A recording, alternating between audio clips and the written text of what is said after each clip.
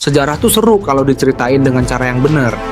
Tapi kalau dilihat dari kejadian-kejadian yang terjadi di tanggal yang sama, kadang kayak ada pola yang bikin kita bertanya-tanya, ini dunia emang kebetulan atau ada yang suka setting? 15 Februari pada tahun berikut ini, 1998 PRRI dibentuk.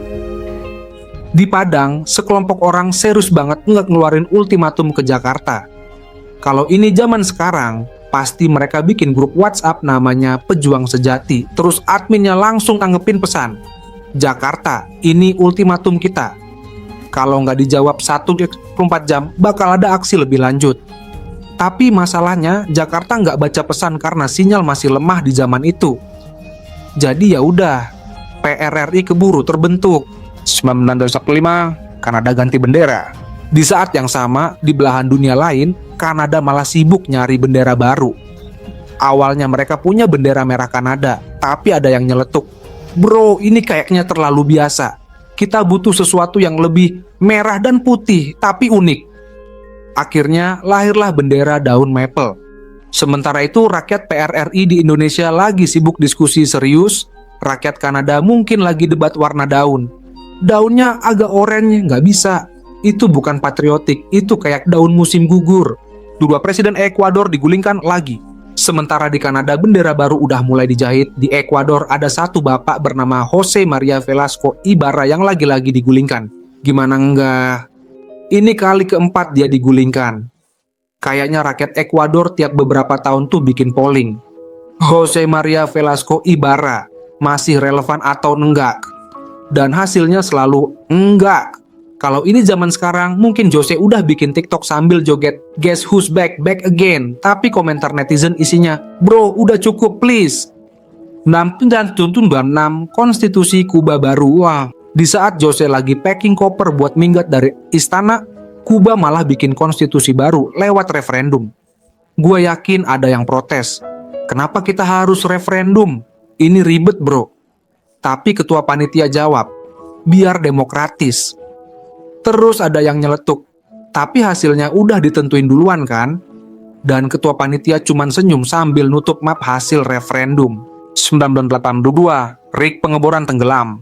Sementara di Kuba orang lagi ngitung suara, di Newfoundland satu rig pengeboran malah ketemu badai dan tenggelam. Ini tragedi sih, tapi kalau dipikir-pikir ada satu teknisi yang mungkin sempet nyeletuk. Guys, kita harus waspada sama cuaca. Terus bosnya bilang, santai, ini kan teknologi canggih. 2 jam kemudian, blub. 89, Soviet keluar dari Afghanistan. Di sisi lain dunia, pasukan Soviet akhirnya cabut dari Afghanistan.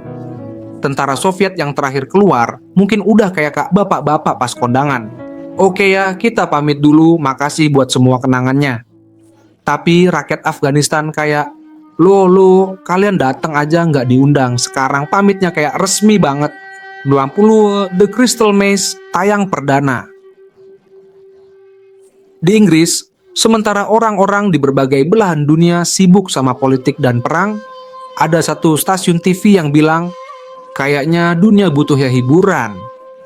Terus lahirlah The Crystal Maze, sebuah game show yang mungkin konsepnya dibuat pas produsernya lagi makan fish and chips, sambil bilang, gimana kalau kita bikin orang masuk labirin tapi seru. Salah satu peserta mungkin pernah nyeletuk, ini lebih susah dari hidup gua, dan hostnya tuh cuma ketawa. 66, roket Cina jatuh. Di Cina ada insinyur yang mungkin terakhir bilang, kita siap lepas landas, clear for take off. Terus roketnya malah melenceng dan jatuh di pedesaan. Gue bisa bayangin ada warga desa lagi nyapu halaman terus ngeliat ke atas. Itu burung pesawat. Oh tidak. 2000 draft Gunung Manusia diterbitkan. Sementara di Cina ada yang sibuk ngebersihin puing-puing roket. Di dunia sains para ilmuwan lagi excited banget karena berhasil mendokumentasikan genom manusia pertama. Salah satu ilmuwan mungkin nyeletuk, jadi kita akhirnya tahu kode dasar manusia.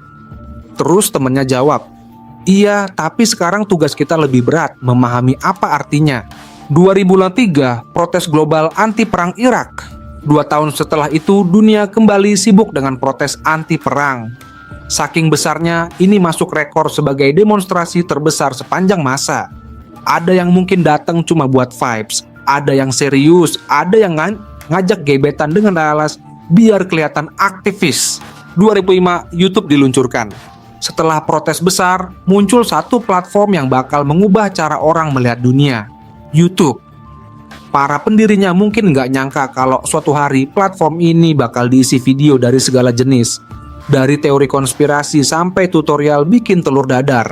Orang pertama yang upload video di YouTube pasti nggak kepikiran kalau 20 tahun kemudian bakal ada jutaan orang yang bikin video reaction sambil ngomong, "Oke guys, jadi kita akan nonton orang lain nonton sesuatu." 2009 referendum Venezuela. Di Venezuela, rakyat kembali ke TPS buat referendum konstitusi.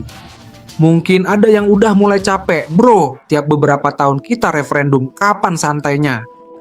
Tapi pemerintah jawab, ya ini demi masa depan kita. Rakyat cuma bisa pasrah sambil nyoblos. Jadi kesimpulannya, dunia itu tempat yang seru. Di satu sisi ada yang perang, di sisi lain ada yang bikin game show. Joan Lambu Kambing dari Kole, ada yang revolusi, ada yang sibuk milih desain bendera. Sejarah itu kayak satu pesta besar, tapi tiap orang punya playlist sendiri.